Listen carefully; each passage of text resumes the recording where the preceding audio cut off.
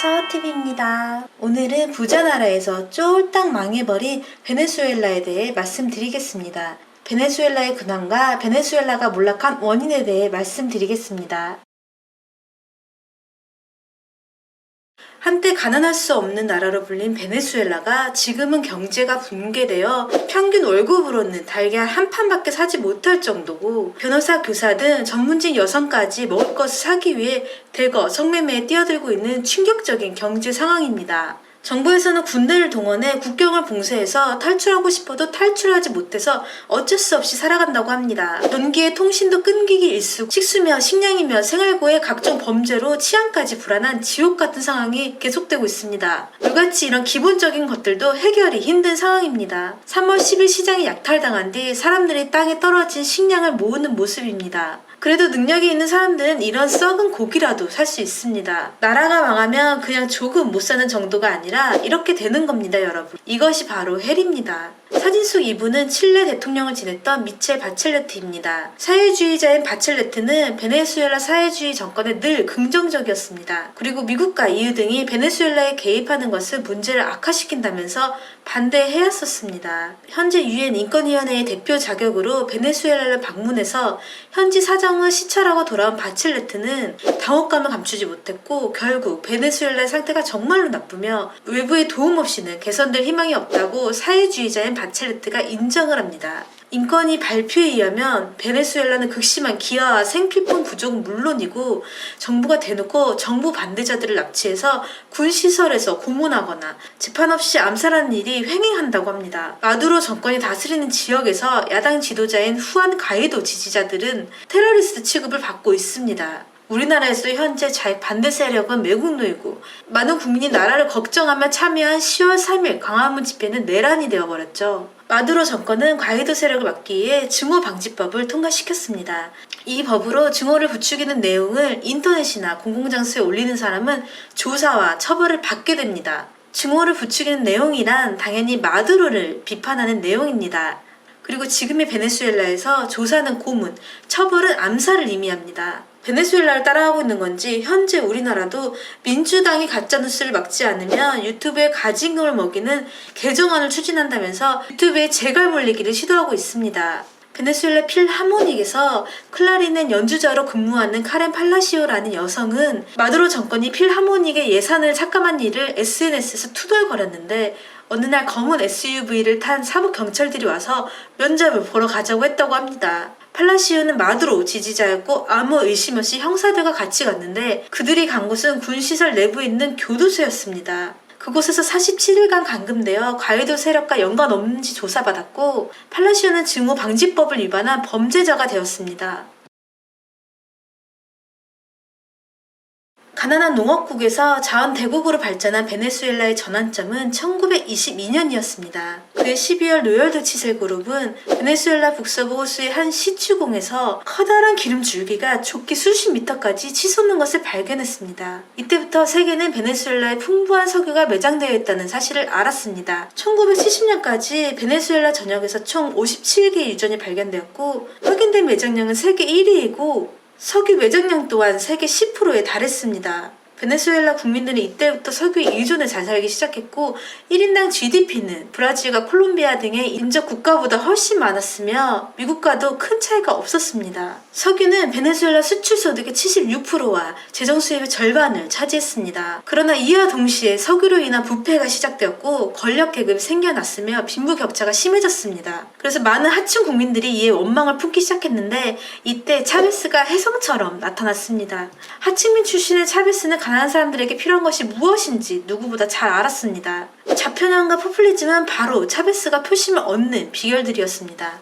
1998년 대선 때 그는 베네수엘라 국민들에게 최상의 복지를 약속했고, 가난한 사람들의 압도적인 지지를 얻어 당선이 됩니다. 취임 후 차베스는 대외적으로 반미 깃발을 높이 내걸며 민족 포퓰리즘에 부응했고 그는 대내적으로 공약을 실천하기 시작해서 베네수엘라에 무상 의료와 무상 교육을 제공하고 200만 채의 집을 지어 무상으로 가난한 사람들에게 살게 해줄 뿐만 아니라 심지어 석유도 공짜로 쓸 수 있는 21세기 사회주의를 건설하겠다고 선언했습니다. 이 정책들이 빈민들의 민생을 개선하고 빈곤율을 낮춘 것은 사실입니다. 그 중에서도 차베스가 제일 먼저 착수한 정책이 바로 빈민가를 중심으로 협동조합을 결성한 것입니다. 말이 좋아 협동조합이지 실제로는 돈을 주고 가난한 자들의 표를 사는 행위였습니다. 겉으로는 빈민들로 하여금 협동조합을 결성하기 위해서 자립하게 해준다는 것이었는데 빈민들은 교육 수준도 낮고 삶도 힘들었기 때문에 정부가 빌려준 자본금을 떼먹고 낮아빠지기 일쑤였습니다.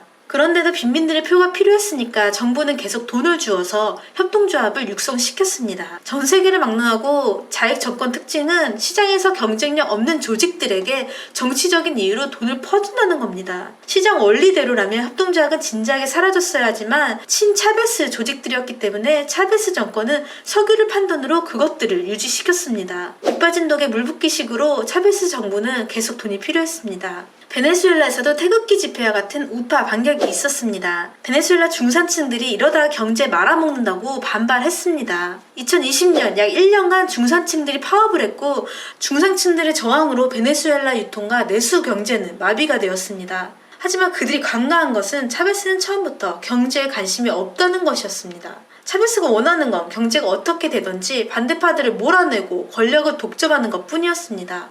차베스는 오히려 잘됐다고 좋아하면서 자기에게 반기를 든 상공인, 지식인, 중산층들을 모조리 숙청합니다. 그들의 재산을 빼앗고 영향력 있는 자리에서 해임하고 투옥시킵니다. 이 일로 차베스의 반대파들은 2003년경에 미국, 콜롬비아, 브라질 등으로 일제히 떠나버리고 결과적으로 베네수엘라는 차베스 지지자들만 남게 됩니다. 우사무가 노란색을 내세운 것처럼 차베스 지지자들은 붉은색을 씁니다. 반대파를 몰아낸 차베스는 협동조합을 점차 확대하기 시작합니다. 그리고 근로자 이사제를 도입하게 됩니다. 이게 무슨 뜻이냐면 실제로 일하는 노동자들이 직접 경영에 참여해야 한다는 소리인데 한국에서 민노총이나 박원순이 계속 요구하는 것이기도 합니다. 정부의 사주를 받은 노조들이 근로자 이사제를 요구하면서 계속 파업을 벌이자 결국 외국계 기업들도 베네수엘라에 대한 희망을 버리고 다들 철수하게 됩니다. 그리고 베네수엘라 정부는 외국계 자본 소유의 공장을 헐값에 매입해서 노조들에게 헐값에 팔았습니다.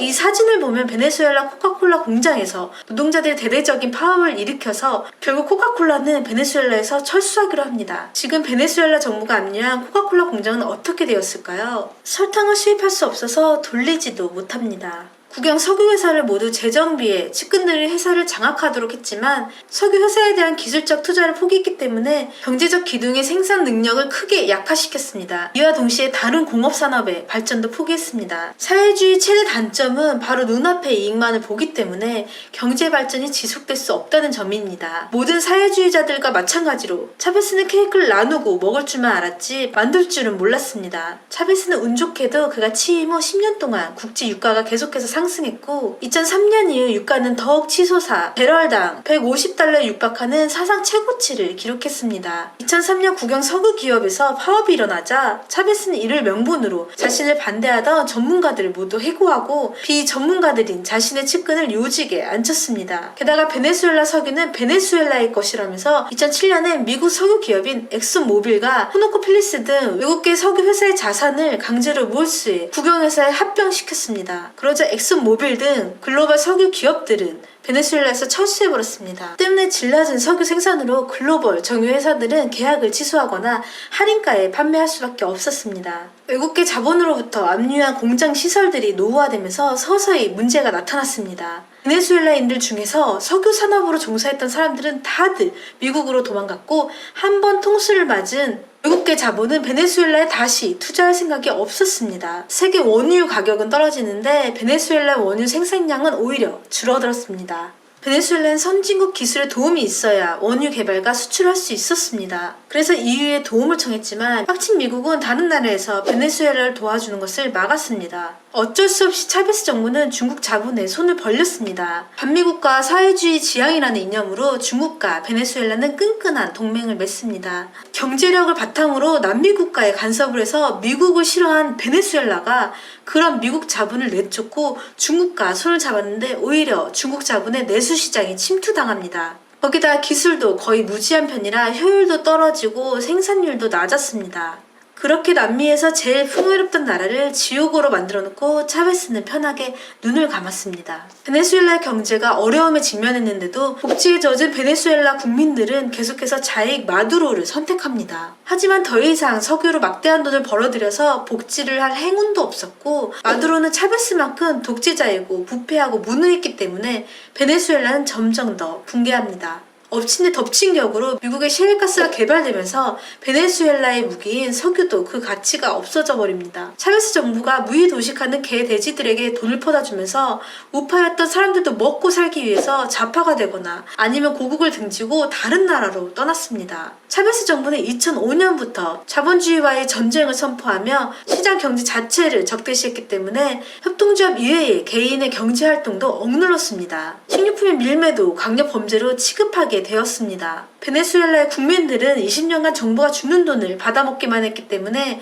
경제는 물론이고 시장 원리에 대한 이해조차도 되어 있지 않습니다. 국민들은 마두로 정권에 대항하여 저항하긴 하지만 구심점도 없고 어떻게 해야 다시 잘 살 수 있을지도 모릅니다.